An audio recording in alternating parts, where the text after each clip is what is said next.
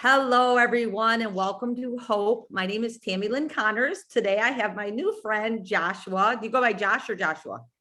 I go by Josh, or sometimes Red, I guess, because of my hair. Okay, Everybody awesome. likes Then to. we'll call you Josh or Red throughout the interview. Okay. We'll figure it out. So, as many of you know, when I do my interviews, I always call people my new friend. So, Josh is my new friend. I actually met Josh on a Facebook post. I think I had shared it from somewhere, but it was talking about the epidemic of opiates and how many people are dying yearly from the opiate epidemic. And many of you know my passion is for addiction and helping other people with that. So I'm going to go into what Hope is. It's helping other people evolve. And what my vision and mission here is just to help people get through a struggle and get to a strength. So unfortunately, so many people have been through struggles, but fortunately, like Josh here, we have gotten to a strength. And my just ultimate vision every day is to have somebody hear my podcast, here's Josh's story or AJ's story or somebody's story. And that day they can get out of bed because they know they're not alone in their struggle, that so many people go through struggles, but so many people have hope out there. So when I saw that post, a friend of mine had shared it. Well, anyways, I went back to the original post and I was reading some of the comments and I came across Josh's comment. And I don't remember exactly what the comment was, but it struck a chord with me. And I was like, I think that he needs to be on Hope. So I shot him a message and we chatted a little bit. And that was a couple months ago. And now here we are. And I'm super excited. Josh just spoke in front of a church on Sunday, a Baptist church. I watched the live. It was really, really good. I loved hearing your story. So let's go. Let's see. How old did you say you were, Josh? I am 27 years old. 27 years young. That's right. Yeah. Yep. But Still learning. I'm sure that in the addiction world, you've lived the life of 40, 50-year-old probably, there's a lot that you've probably been through. So about how old were you when you started using any type of substance? The first time I ever took a pain pill, I was 14 years old. And why did you take that pain pill? Just out of curiosity. Well, actually, even though it sounds crazy, but I had something as simple as an infected ingrown toenail. Even at 14 years old, a doctor prescribed me percocets to help with the pain, which I don't understand and I do not agree with. I was 14 years old, and that's how I started taking pain pills at that time, was because a doctor prescribed them to me. Yeah, and I didn't know that, but that's why I asked that question, because I would have to say that 90% of people that become addicted to especially opiates start out with a prescription. And at 14 years old, like you said, a Percocet. Right. Come on, for an ingrown toenail. I mean, I know they hurt. I've had I know. Yeah. But still. So that led into your full-fledged addiction then? Or if you want to just go back, why don't you just tell your story? I wouldn't say full-fledged addiction, but that's what when I remember laying on my bed after I took it, and I was like, I like the way this makes me feel, Mm-hmm. I didn't get real deep into addiction until I was about 19 years old. As a matter of fact, my mom was the first person to, give me heroin. My mom was the first person to give me meth. We were not living good at all. I was living in a house. We didn't have no power. We didn't have no water. So I remember having to go next door with a 5-gallon bucket and fill it up with a neighbor's water hose just so I could flush the toilet to use the bathroom, because my mom was on disability and she got child support, but that money was accounted for as soon as she knew, before 12 o'clock that night even hit, my mom was on the way to get drugs. So having to steal food, and a lot when it comes to my addiction, I think the reason why I used drugs was to cover up past traumas and past struggles that I had went through, because it made me feel good. That made me feel good. It made me forget about all the stuff that I had been through. Growing up, my mom always had very abusive boyfriends that would beat on us and stuff. And like through years, I just had so much anger and just so much resentment. And whenever I did them drugs, it made me feel good. You know what I mean? Oh, yeah. And you think it's solving your problem, but man, it multiplies them problems by 3, by 5, by 10, you know. And I mean, that's pretty much my story. Like I said, I didn't grow up, you know, happy. I wasn't like most kids. You know, most kids hate going to school, but I loved going to school because I could get away from my home life for a while. And I remember, you know, coming back home on the school bus, like I just remember being so upset and devastated because I knew that school was going to be the best part of my day, you know. Wow. Yeah. And Yeah. yes. So, do you have siblings? I have a brother that is 2 years older than me. I didn't find out about him until I was 16 years old. And my mom had lost custody of him before I was born. And his name's Daniel, and he turned out great. He went into the military, and now he works as a police officer in Ohio. Oh, And he turned out real good. And we talk from time to time, but I kind of dropped a bombshell on him because when I found out about him, my first instinct was to message him on the internet and you know, tell him, say, hey, I don't know how to tell you this, but I'm your brother.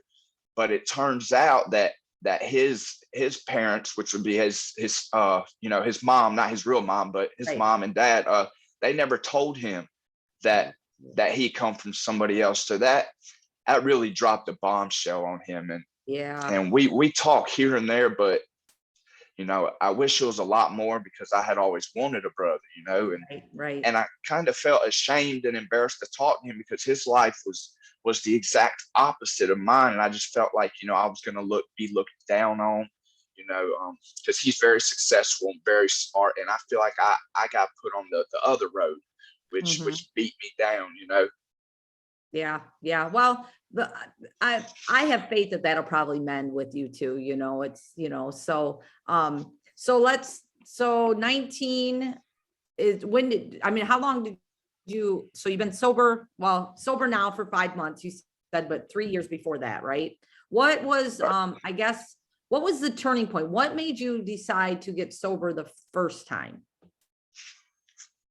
Actually, the first time I decided to get sober was because I had been incarcerated for about 8 months. And they said, you know, we will release you from jail if you go through a rehab. You know, I was court ordered. So that's what I did. I went through the rehab, and I guess you can just say I kind of went through the motions. It was a faith-based rehab. So I just kind of did it because I had to, I guess you could say. And you would think that I would have took it very seriously the first time, being as my life was so bad because of drugs. But when they say you have to change your playground and your playmates, that is absolutely true. You can say I'm going to stay sober all you want, but the minute you walk down that road that you came from, it's not going to happen. You're going to get knocked down every time. So, and I stayed sober for a good bit of time after that, but of course I relapsed. You know what I mean? And actually, the program I went to, I loved that place so much. Me and the owner are very good friends. He's helped me a lot. He was like a father figure to me. And I did get to learn about, you know, God within that period of time. So that's the first place I went to whenever I relapsed, except I got way more out of it this time than I did the first time. I didn't have to go there this time. I wasn't court ordered. I did it because I wanted to. You know, I was sick and tired of being sick and tired, and it's a revolving door. So as soon as I relapsed, I went straight back there. That's good. That's good, because unfortunately, a lot of people don't, or unfortunately, a lot of people that relapse I had my best friend last 2020, I guess. I feel like 2020 and 21 kind of meshed together, but February 13th of 2020, I'm pretty sure his name is Josh, as a matter of fact. I'm pretty sure Josh had been sober for about 3.5 years. And I had messaged him on that it was the day before Valentine's Day. And I said, hey, you want to go to Planet Fitness and work out?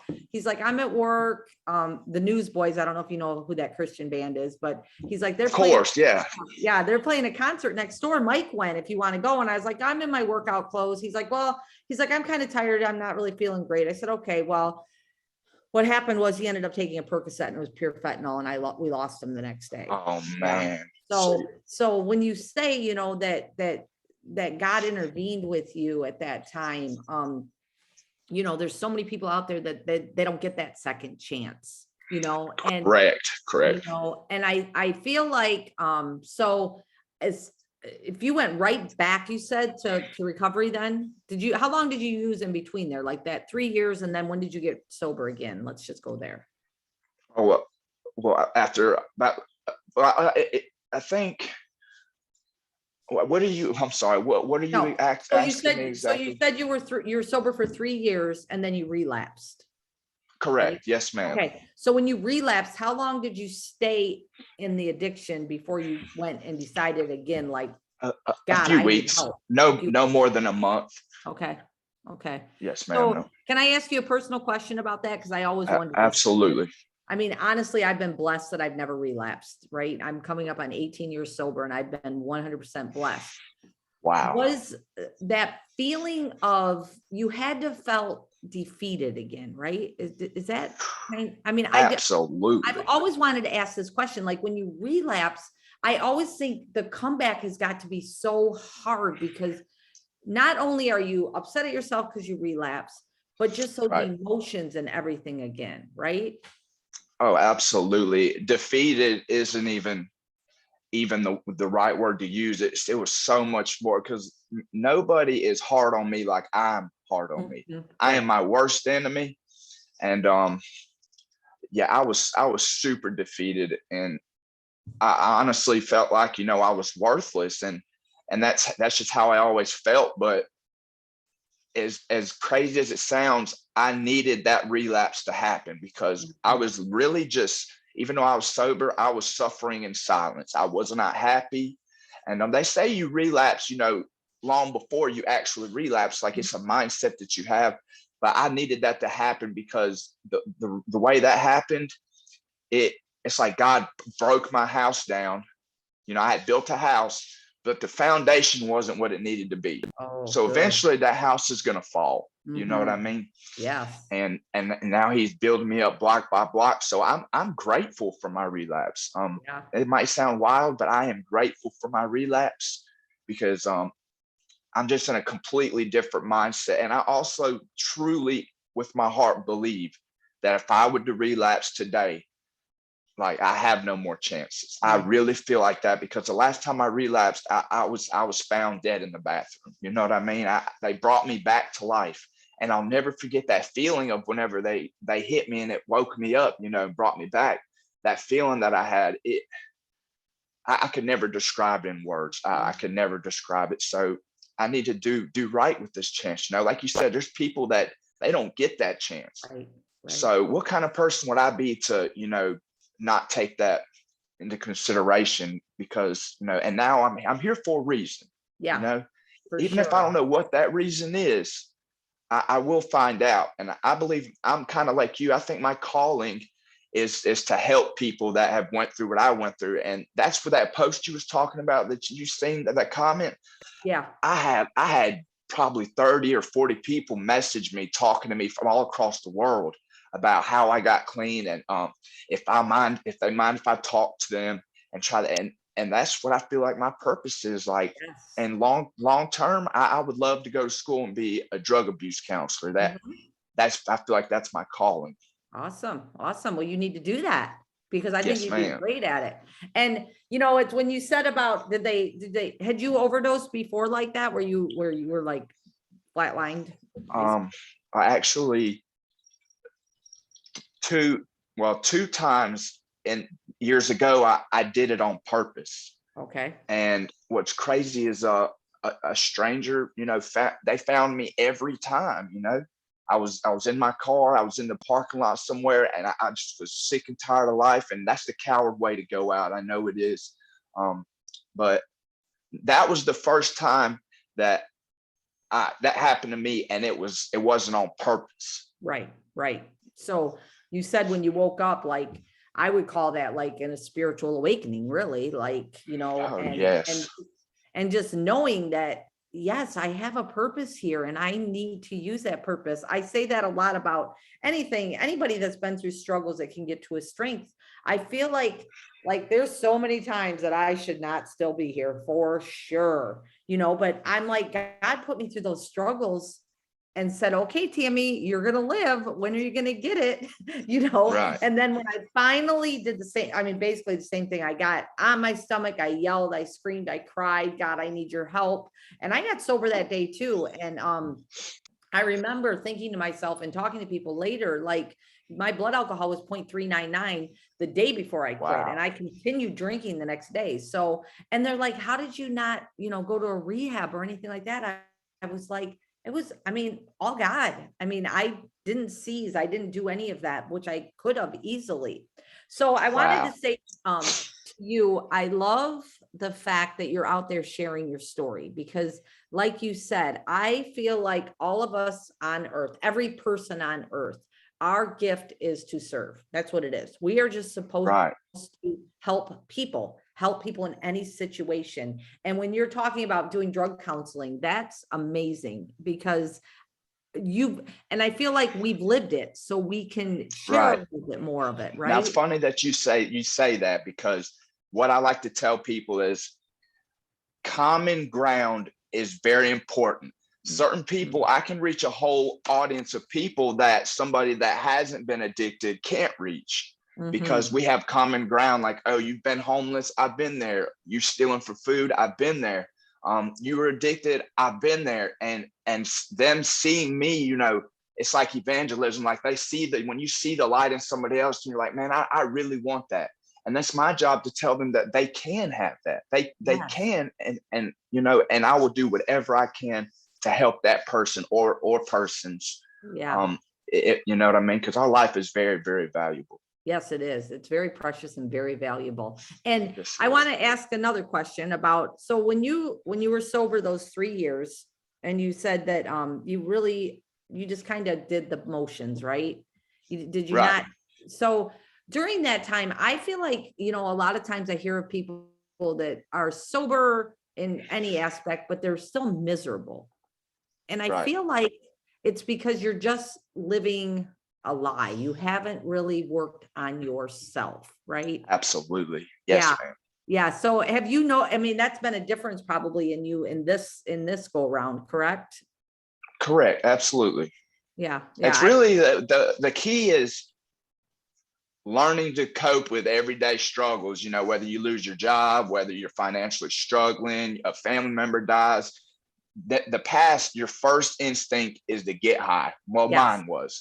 Yes. So you have to learn how to deal with these things in healthy ways. So it's a process. Yes. It takes practice. Yes. You know what I Yeah. mean?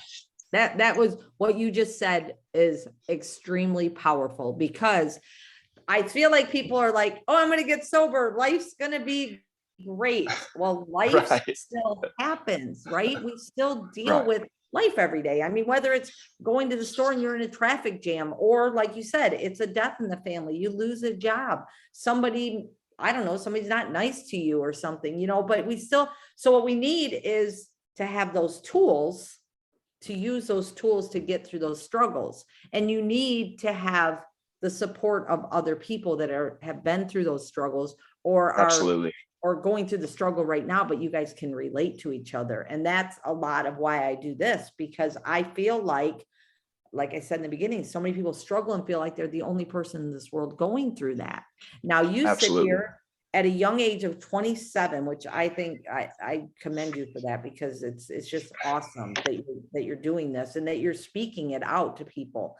You could just sit back and say, yep, I'm sober. God, thank you so much. I'm just going to go live life.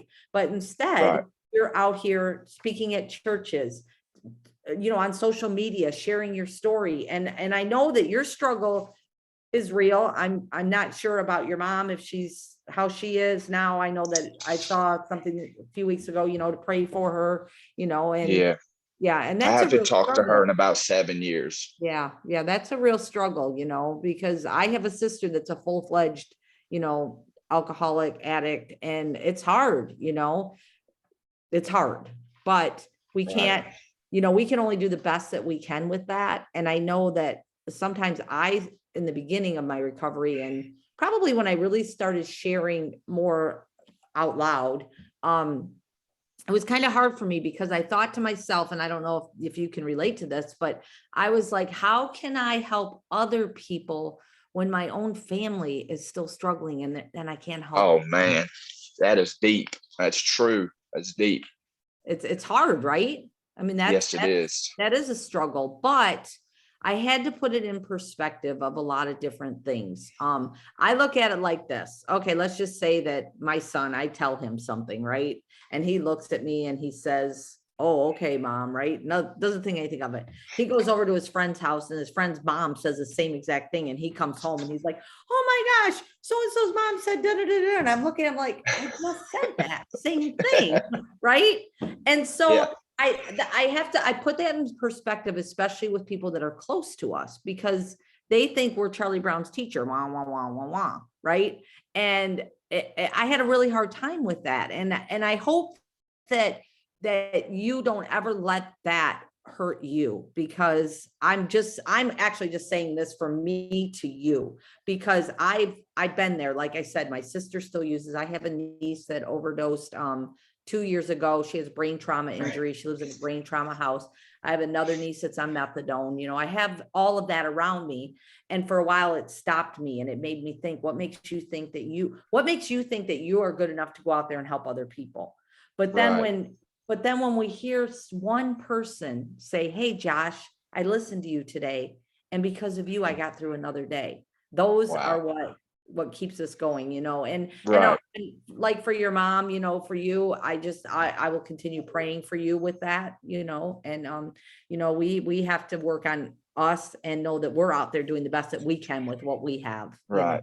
So Right. And also I want to say, I like to tell people this, somebody says, well, that's still your mom. Well, that's still your brother. And yes, that is true. But I mean, toxic behavior is toxic behavior. And yes, you have to be selfish in your recovery. If I, yes, if I were to go around my mom right now and it would raise the chances of me getting high because she is, then that's not being selfish in your sobriety. So I love her. I forgive her, mm, but you have to love them from a distance. yes, yes. I love what you said there about toxicness. We'll just say it like that, because that's just in general in life, right? If you're hanging around negative people, those negative vibes are eventually going to get inside you. So you have to keep yourself, prayed up, positive, staying around positive people, staying around sober people, like you said, Absolutely. you can't go back to the same place that you were at and expect a different result. It's not going to happen. Right. That's insanity. That's literally the definition of insanity.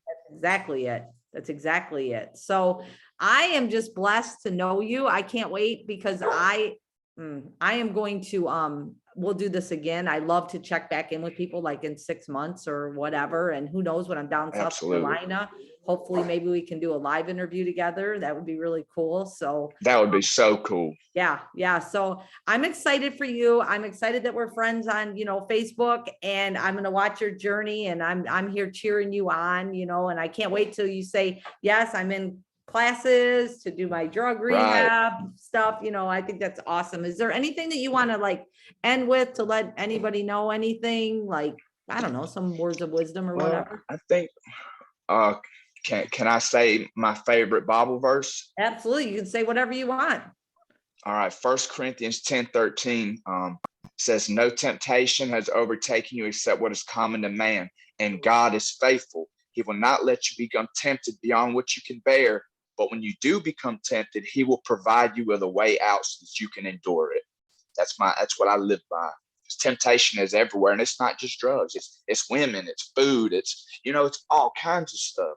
But Yes. we can handle it, even if we feel like we can't. I promise you. I Yeah. promise you, we can handle it. Yes, I love that Bible verse. That's a good mantra to have every morning for sure. That's Yes, ma'am. that's a good one. So I'm gonna put that one down on my mantras for the morning. Thank you for that. So yeah, and I just want to add real quick what you said too.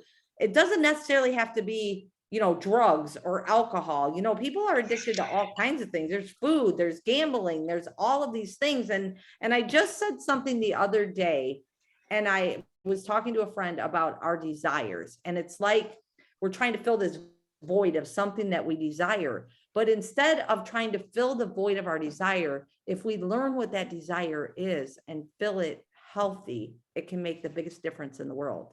And so just by saying that verse that you said, that is filling a desire, because we need to fill those emptinesses, those voids with good things like that. So yeah, Absolutely. that was so good. Thank you so much for Thank you. jumping on here with me today. I appreciate it. I hope you enjoy your day off work today. What's the weather like Absolutely. down there anyways? Oh, it's exactly like where yours at. It's pretty warm outside today. It's probably about 60, 65 right Nice. now. There's still certain spots throughout Greenville that still has a little bit of snow in their yard because we Yeah. got a good bit of snow You guys last week, did. you know. Yeah, Yeah, I we got saw a lot of that. snow, but it was awesome. Yeah, well, good. All And right, I'm Josh. looking forward to doing this again with you. I'll do it as many times. Like I said, if it just helps one person listening to my story, then I'll do it as many times as we need to.